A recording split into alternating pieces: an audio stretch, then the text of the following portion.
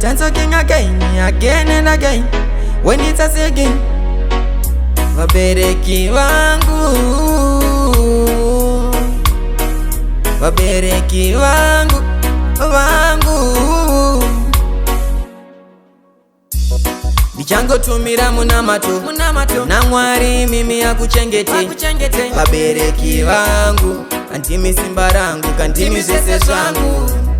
Nichango tumira munamato, na Mwari mimi akuchengete.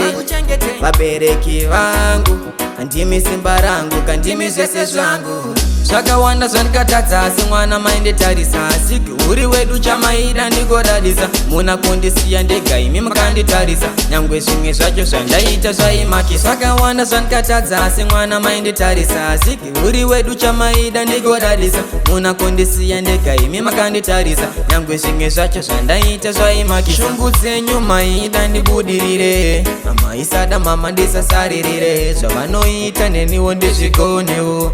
Gonewo, ndizvigonewo.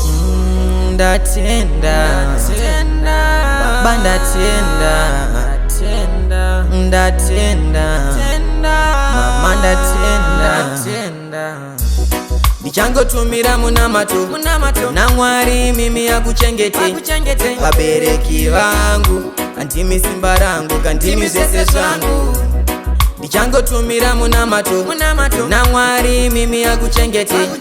Wabereki vangu, kantimi simba rangu, kantimi zvese zvangu. Ndashendo kutenda ine rudo rwenyu rwamandipa ndoridzosa sei. Maindibata pakuyambuka, makandidzisa zvakawanda pakurarama. Kuti ndifare zvakawanda maishingirira, ndisanyare pane vamwe maitsungirira. Ndipfeke zvakanaka ndimi maidikitira, ndachema kuna Mwari imi yakutarise. Shungu dzenyu maida ndibudirire, mama isada mama ndisasaririre. Zvavanoita neniwo ndizvigonewo, gonewo ndizvigonewo. Ndatenda, baba ndatenda, ndatenda, mama ndatenda. Ndichangotumira munamato, na Mwari mimi akuchengete. Wabereki vangu, kantimi simba rangu, kantimi zvese zvangu. Ndichangotumira munamato, na Mwari mimi akuchengete. Wabereki vangu, kantimi simba rangu, kantimi zvese zvangu.